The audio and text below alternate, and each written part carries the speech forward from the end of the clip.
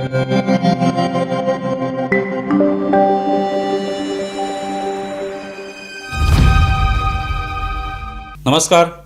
News डंकामध्ये मी महेश विचारे आपल्या सगळ्यांचं मनपूर्वक स्वागत करतो.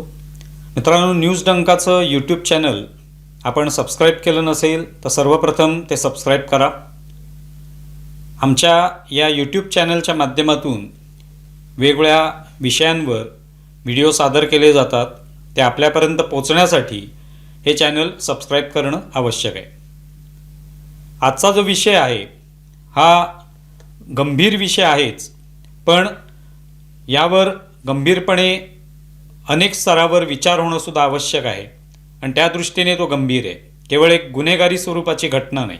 आता नुकतंच पहलगाममध्ये जे हत्याकांड झालं पर्यटकांचं, ते या हत्याकांडाला 1 वर्ष पूर्ण झालं आणि पुन्हा एकदा त्या आठवणी ज्या आहेत त्या ताज्या झाल्या.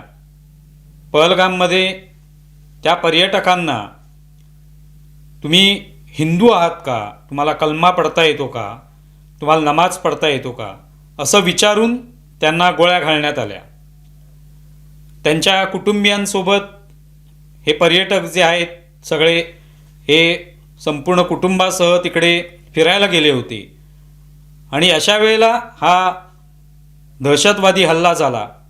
इस्लामी कट्टरवाद्यांनी तो हल्ला केला आणि त्यातले जे प्रामुख्याने पुरुष होते त्यांना हे असं विचारून, धर्माविषयी विचारून की तुम्ही हिंदू आहात का, तुम्हाला कलमा पढता येतो का, तुम्हाला नमाज पढता येतो का, हे विचारून त्यांना कुटुंबियांसमोर त्यांना गोळ्या घालण्यात आल्या. तर मी इतकी भयंकर घटना घडलेली होती आणि अजूनही त्याविषयी आपण चर्चा करत असतो, बोलत असतो.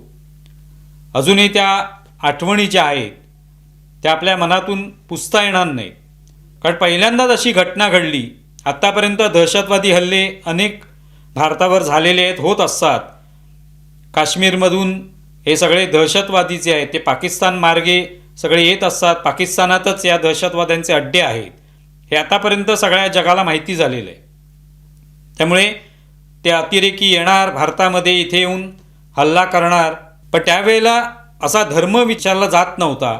जो पहलगाममध्ये जी घटना घडली ती अशा प्रकारची पहिली घटना होती आणि त्यातून एक वेगळा संदेश देण्याचा प्रयत्न अतिरेक्यांचा होता किंवा त्यांच्या आकांचा असेल. पण ही घटना जी आहे ती पहलगाममध्ये जशी घडली तशीच घटना आता मीरा रोडमध्ये घडलेली. मीरा रोडमध्ये एक नयानगर नावाचा भाग आहे, त्या ठिकाणी अशी घटना घडली आणि त्या संदर्भातला FIR नोंदवण्यात आलेला आहे.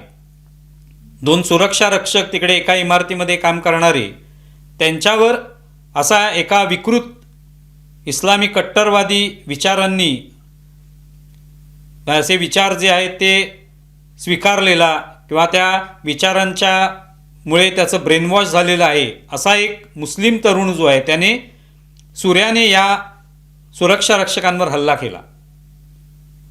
त्याने सुरुवातीला त्यातला एक जो सुरक्षा रक्षक आहे ज्यांनी तक्रार केली तो जखमी झाला त्याच्यामध्ये, पण त्याने नंतर नयानगरच्या पोलीस ठाण्यामध्ये तक्रार केली. त्यामध्ये त्याने म्हटलेलं आहे की हा विकृत युवक जो आहे तो त्यांच्याकडे आला रात्री आणि त्यावेळेला त्यांनी विचारलं की अमुक अमुक तिथे जवळपास कुठे मशीद आहे का. तेव्हा त्यांनी सांगितलं की जवळच आहे, पुढे गेलात तर तुम्हाला ती मशीद सापडेल. त्या मशिदीचं नाव माहिती आहे का असं त्याने विचारलं. तेव्हा ते म्हणाले मशिदीचं नाव मला माहिती नाही. मग तुम्ही हिंदू आहात का असं विचारल्यावर तो हो म्हणाला, तो जो सुरक्षा रक्षक आहे तो. त्यानंतर सुरक्षा रक्षक हा चहा पिण्यासाठी जवळच्या जे का टपरीवर गेला आणि त्याच वेळेला तो माणूस पुन्हा एकदा त्याच्या ठिकाणी आला आणि त्यांच्यामध्ये पुन्हा एकदा संवाद झाला. पुन्हा एकदा त्याने तुम्ही हिंदू आहात का असं विचारलं. नंतर ते सुरक्षा रक्षक पुन्हा आपल्या इमारतीजवळ आले तेव्हा तो पुन्हा एकदा त्यांच्या पाठोपाठ तो इसम आला आणि तुम्हाला कलमा पढता येतो का वगैरे विचारलं. तर त्यांनी नाही सांगितल्यावर त्याने त्यांचा हल्ला केला. ते पळून आपले सुपरवायझर जे त्यांच्याकडे गेले, ते सुपरवायझरवर पण या तरुणाने हल्ला केला आणि त्यांना सुद्धा मला कलमा पढता येतो का, नमाज पढता येतो का असं विचारलं आणि मग त्यांच्यावर चाकूने हल्ला केला. तेव्हा ही घटना अशाच पद्धतीची आहे. जसं ते दहशतवादी पहलगाममध्ये आले होते ते सुद्धा ब्रेन वॉश झालेले आहेत आयसिस म्हणा किंवा इस्लामी ज्या संघटना आहेत, कट्टर इस्लामी संघटना, ज्यांच्यामार्फत हा दहशतवाद पसरवण्यात येतो आणि भारतातल्या जसा तरुणांना हेरून, मग ते सुशिक्षित असतील अशिक्षित असतील, पण त्यांना हेरून त्यांचं ब्रेनवॉश केलं जातं आणि त्यातून अशा घटना घडतात. आणि अर्थात पहलगाममध्ये जे अतिरेकी होते ते पाकिस्तानातूनच आले होते, पण त्यांना मदत करणारे मात्र भारतातले काही लोक होते, हे सुद्धा स्पष्ट झालेलं आहे आणि त्याशिवाय ते शक्य नव्हतं. पण ही आता मीरा रोडमध्ये जी घटना घडलेली आहे त्यामुळे निश्चितपणे आपल्याला गंभीरपणे विचार करावा लागेल की अशा प्रकारे कोणीतरी एक युवक येतो आणि तो धर्म विचारून हल्ला करतो.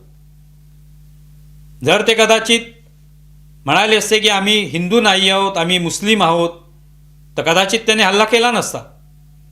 पण त्याने हा धर्म विचारून हल्ला केलेला आहे. मुळात जेव्हा या युवकाची माहिती पोलिसांनी काढली तेव्हा तो युवक पूर्वी अमेरिकेत राहत होता. अनेक वर्ष तो अमेरिकेत राहिला, तिथेच त्याने शिक्षण घेतलेलं आहे, तिकडेच तो नोकरी करत होता. पण तिकडची नोकरी गेल्यानंतर तो इथे भारतामध्ये आला. तिकडे त्याचं काहीतरी आईवडिलांशी भांडण झालं आणि तो भारतात आलेला आहे. भारतात आला आणि इकडे मीरा रोडमध्ये तो राहत होता एकटाच. तिथेच तो काहीतरी शिकवत होता असंही कळतं मुलांना, ट्युशन क्लासेस वगैरे. पण याच दरम्यान त्याचा या सगळ्या कट्टर दहशतवादी किंवा इस्लामी विचारांचा प्रसार करणाऱ्या लिंक्स असतील, लोक असतील, यांच्या संपर्कात तो आला. त्या प्रकारचे व्हिडिओ, त्या प्रकारचे रील्स तो पाहू लागला आणि त्यातून त्याने जे कृत्य केलेलं आहे ते केल्याचं समोर येते. आता प्रत्यक्षामध्ये नेमकं काय झालेलं आहे त्याच्या तपासातून येईल. त्याला अटक तर लगेच करण्यात आलेली आहे. पण आता हा युवक नेमका अमेरिकेतून काय इथे आला, इथे त्याने व्हिडिओ बघितल्यानंतर त्याच्या डोक्यावर या सगळ्या विचारांचा पगडा कसा काय बसलेला आहे. कारण त्याचा घराचा जेव्हा शोध घेतला तर त्याच्यामध्ये आयसिसशी संबंधित काही गोष्टी सापडलेल्या आहेत, कागदपत्र सापडलेली आहेत, जिहादशी संबंधित काही कागदपत्र सापडलेली आहेत किंवा काही नोट्स सापडलेल्या आहेत. त्यामुळे पोलिसांचा संशय बळावलेला आहे की याची नेमकी कोणाशी लिंक जोडलेली होती, कोणाच्या संपर्कात होता आणि असा संपर्क आणखी कोणाशी झालेला असेल का, असा सगळा तपास जो आहे तो सखोल होईलच. पण ही केवळ गुन्हेगारी स्वरूपाची घटना नाही. अनेक वेळेला असं होतं की एखादा व्यक्ती जो आहे तो रागाच्या भरात दुसऱ्यावर हल्ला करतो, सुऱ्याने हल्ला करतो किंवा हाणामारी होते. पण हा हल्ला जो आहे हा सुद्धा जसं पहलगाममध्ये धर्म विचारून हल्ला करण्यात आला तशाच पद्धतीचा हल्ला आहे आणि त्यामुळे तो गंभीरपणे विचार करण्यासारखा आहे. आणि दुसरी गोष्ट म्हणजे हा जो जैब जुबेर अन्सारी नावाचा हा जो तरुण आहे, मुस्लिम युवक, हा सुशिक्षित आहे. कारण तो अमेरिकेत शिकलेला आहे, तिथेच नोकरीला होता, अनेक वर्ष तिकडे राहिलेला आहे आणि त्यानंतर तो इथे आला भारतामध्ये तिकडे नोकरी केल्यानंतर. त्यामुळे सुशिक्षित आहे म्हणून असा हल्ला होणार नाही किंवा असा हल्ला त्याच्याकडून केला जाणार नाही असं अजिबात नाही. कारण आपण दिल्लीमध्ये पाहिलं लाल किल्ल्याजवळ जो बॉम्बस्फोट झाला त्याच्यामधले जे सगळे त्याच्याशी संबंधित सगळे जे कोणी लोक होते हे सगळे डॉक्टरी पेशातले होते, सुशिक्षितच होते, पण ते सुद्धा ब्रेनवॉश झालेले होते आणि कट्टर इस्लामवादामुळे त्यांनी अशा पद्धतीने लोकांवर हल्ला करणं आणि अराजक निर्माण करणं भारतामध्ये याचं एक प्रकारे योजना आखली होती, कारस्थान रचलं होतं. हा सुद्धा युवक जो आहे तो विकृत वाटत असला तरी त्याचं ब्रेनवॉश झालेला आहे. त्याच्या संवादावरनं दिसून येतं, त्या सुरक्षा रक्षकांशी संवाद केला त्यावरून त्यांचं कोणतंही भांडण झालं नव्हतं किंवा पूर्वीपासून त्यांची कोणती ओळख नव्हती किंवा पैशाचा वाद नव्हता. इथे त्या सुरक्षा रक्षकांनी जी तक्रार केली त्यावरून लक्षात येतं की त्याने थेट येऊन त्यांना विचारलं की तुमचा धर्म कोणता आहे आणि ते हिंदू धर्माचे आहेत बघूनच त्यांचा हल्ला केला. म्हणजे किती गंभीर स्वरूप हे सगळं धारण करते हे आपल्या लक्षात येतं. मागच्या वेळेला आपण पाहिलं की अमरावतीमध्ये परतवाडा इथे त्या ठिकाणी लैंगिक शोषणाची घटना घडली. अयान अहमद नावाचा तरुण होता, त्याने अनेक मुलींचं लैंगिक शोषण केलं, व्हिडिओ व्हायरल केले. तशाच पद्धतीची घटना कोल्हापूरमध्ये पण घडलेली आहे. कोल्हापूरमध्ये सुद्धा एका तरुणाने अशाच पद्धतीने अनेक मुलींची फसवणूक केली, त्यांचं लैंगिक शोषण केलं, त्यांचे व्हिडिओ शेअर केले, त्यांना धमकी दिली, दबाव आणला म्हणजे हे प्रकार जे आहेत ते वारंवार आपल्याला अवतीभोवती घडताना दिसून येतात. हे भीतीचं कारण नक्कीच आहे. अर्थात त्याच्यावर कायदेशीर कारवाई होते किंवा होत असेल, होईल पुढच्या काळामध्ये.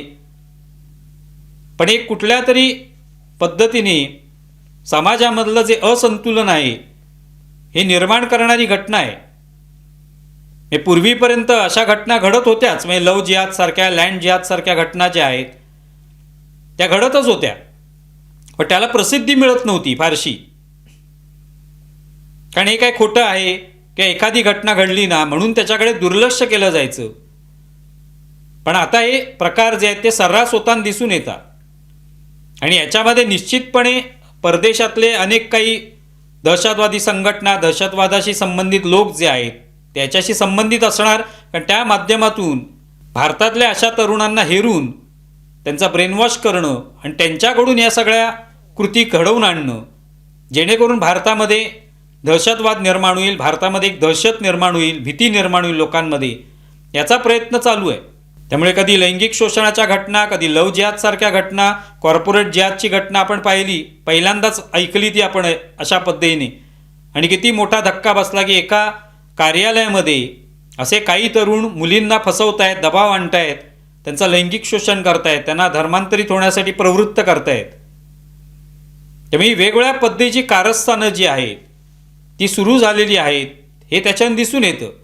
आणि हे सगळ्या मीडियामध्ये आलेलं आहे. म्हणजे हे कुठे एखाद्या मीडियामध्ये आले आणि अशी काही घटना घडलीच नाही असं अजिबात नाही.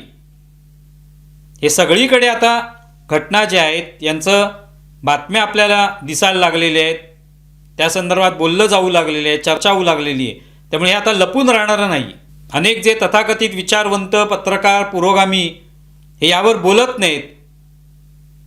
त्यामुळे असं मांडण्याचं अजिबात कारण नाही की असं कुठे घडत नाही.